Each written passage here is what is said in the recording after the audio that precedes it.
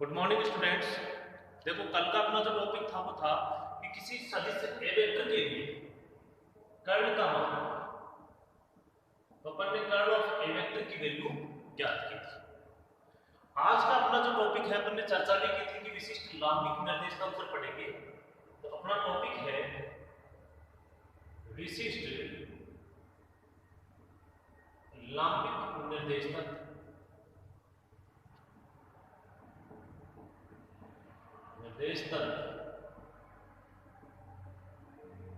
जो अपना लांबिक निर्देश तंत्र है, लांबिक वक्र रेखी जो निर्देश तंत्र है, उसके आधार पर अपन विशिष्ट लांबिक वक्र रेखी निर्देश तंत्र या विशिष्ट लांबिक निर्देश तंत्र पढ़ेंगे।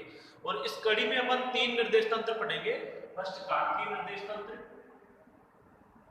कल भी अपन ने चर्चा की थी कार्तीय निर्देश तंत्र। सेकंड अपन जो पढ़ेंगे वो है बेलनी निर्देश तंत्र, और थर्ड जो है अपन पढ़ेंगे गोलीय निर्देश तंत्र। इन तीनों निर्देश तंत्रों के ऊपर चर्चा करेंगे। तो सबसे पहला जो अपना निर्देश तंत्र है वो है कार्तीय निर्देश तंत्र। तो विशिष्ट लांबिक निर्देश तंत्र के अंदर फर्स्ट टॉपिक लगाओ कार्तीय निर्देश तंत्र, Cartesian coordinate system. Cartesian coordinate system में देखो तीन जो अक्षें होती है वो एक दूसरे की क्या होती है, लंबवत होती है। आपका जो u1 u2 u3 में जो तल मानते थे आप c1 c2 c3 तल, वो यहाँ पे किसका तल होता है, x y और z के तुल्य। जैसे आप कह सकते हैं कि इस निर्देश तंत्र में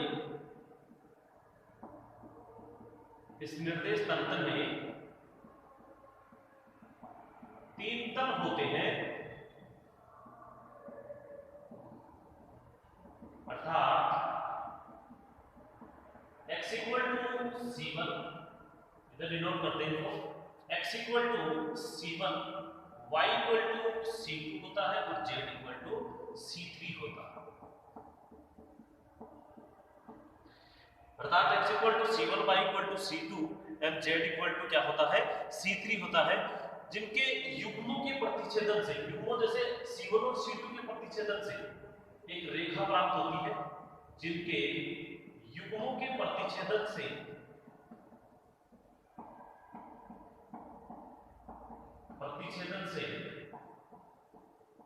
एक सरल रेखा प्राप्त होती है, सरल रेखा प्राप्त होती है।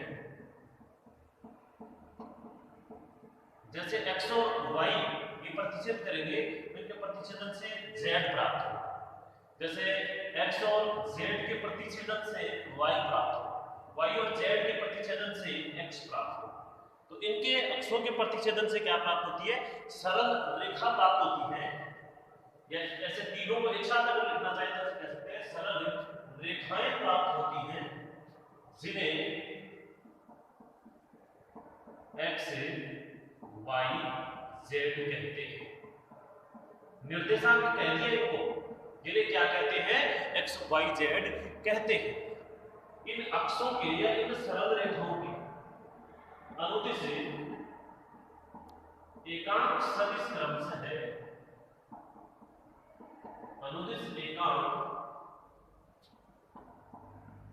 सदिश क्रमशः है i कैप, j कैप एवं k कैप होते हैं, तथा ये लाइन भी लिख लो, दो अक्षों के प्रतिच्छेदन से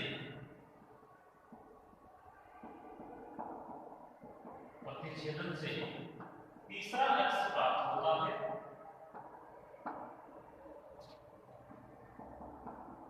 तीसरा अक्ष प्राप्त होता है और लिखते हैं कि दो तल मिलकर, यानी कि दो तलों के द्वारा किसी तीसरे तल का निर्माण होता है। दो तल मिलकर एक दूसरे या अन्य तल का निर्माण करते हैं, अन्य तल का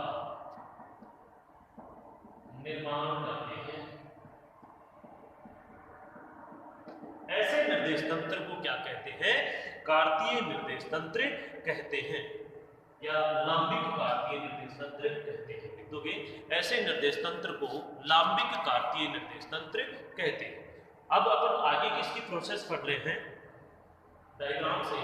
जो अपन ने लिखा है वो कार्टेशियन कोऑर्डिनेट के डायग्राम से भी शो करेंगे। देखो u1 u2 u3 जो है लंबिक के हैं, तो उसके c1 c2 जो c3 तल होते हैं वो x y और z को डिनोटेट कर रहे हैं, और दो जब प्रतिच्छेद करते हैं तीसरे का निर्माण होता है। तो इसका डायग्राम शो करते हैं।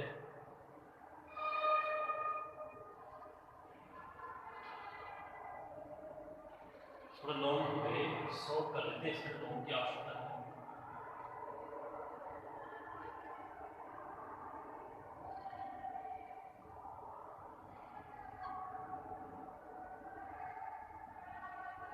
अक्षों को शो करने के लिए तल भी इसमें आराम से मिल जाएंगे।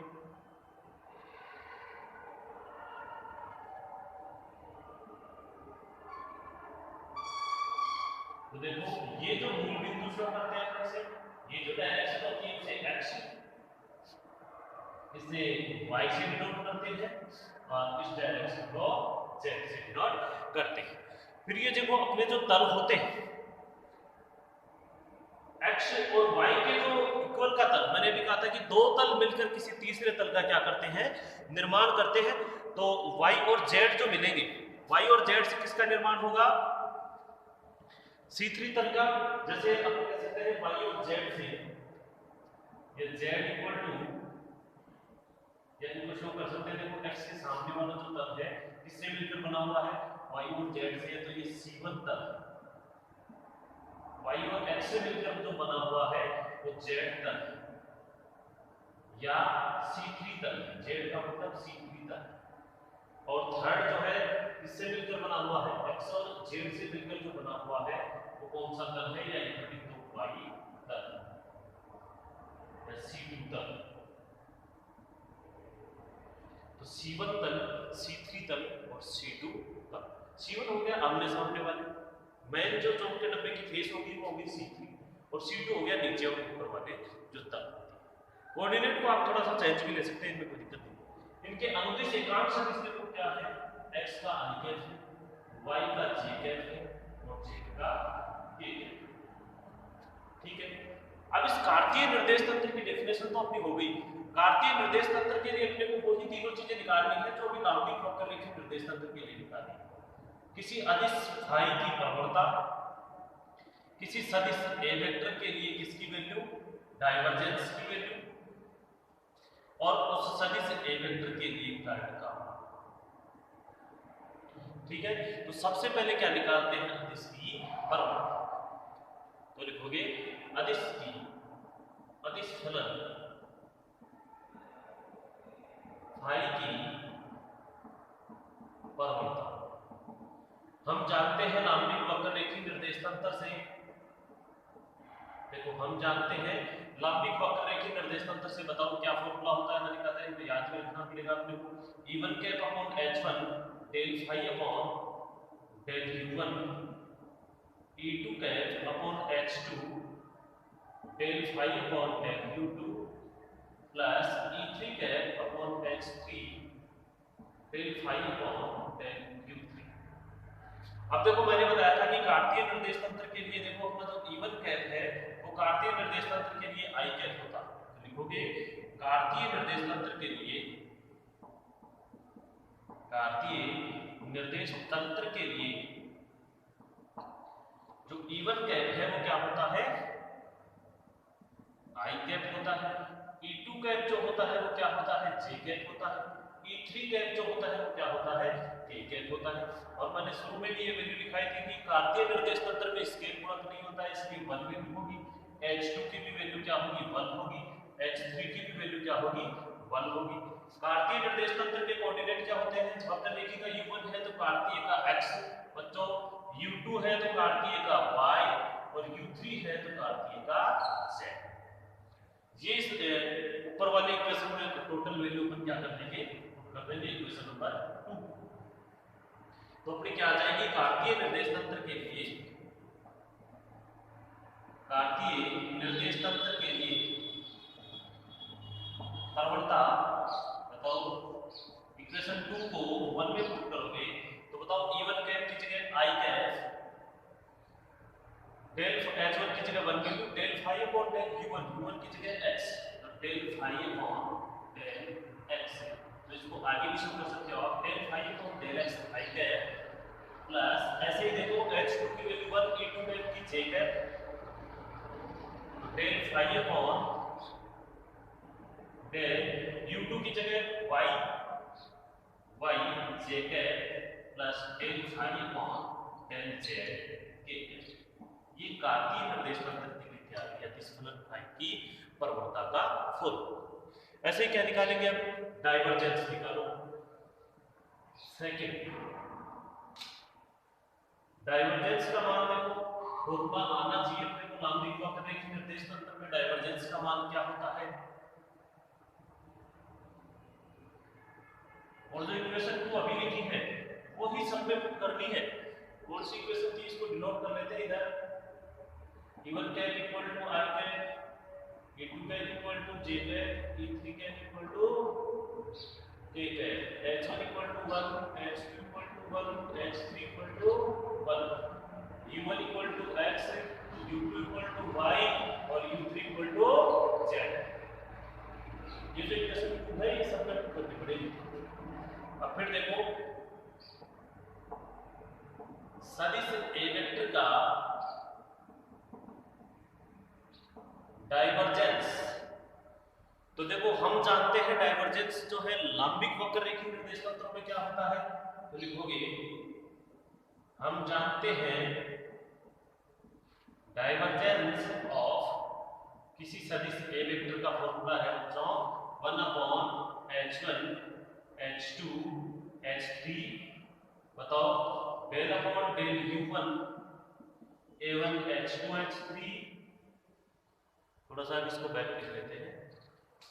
देखो हम जानते हैं डाइवर्जेंस का क्या फॉर्मूला होता है, divergence of a vector equal to 1 upon h1 h2 h3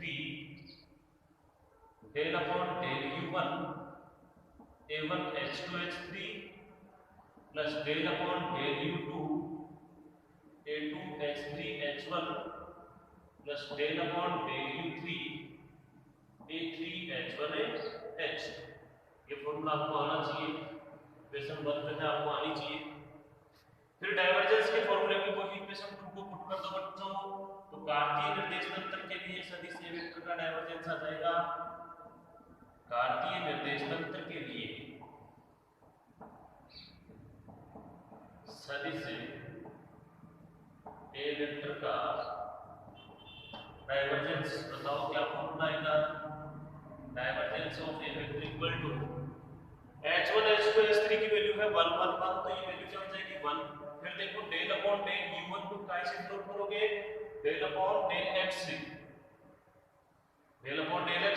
फिर देखो a1 a2 a3, ये मैंने यहां लिख रहा हूं कि जो a वेक्टर है वो क्या लिखते हैं अपन, ax i cap ay j cap plus az k।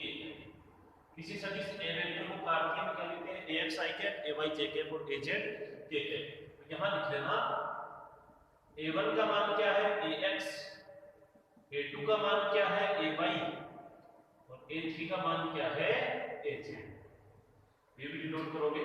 तो a1 ax, h2 h3 की वैल्यू 1, तो del ax upon del x plus del upon del y, a2 की जगह ay प्लस डेल a3 की जगह az अपॉन डेल z।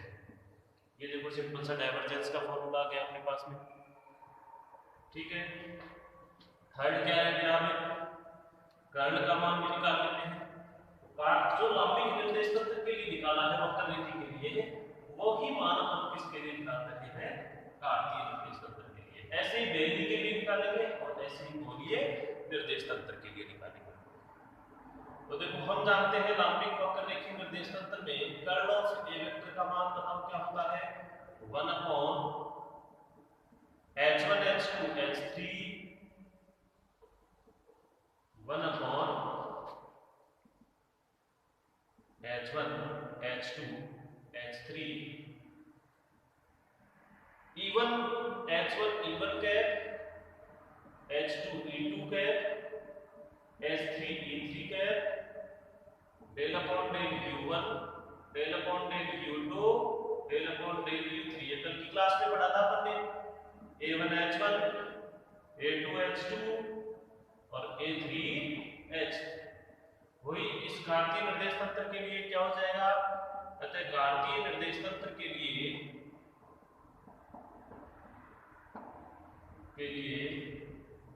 सदिश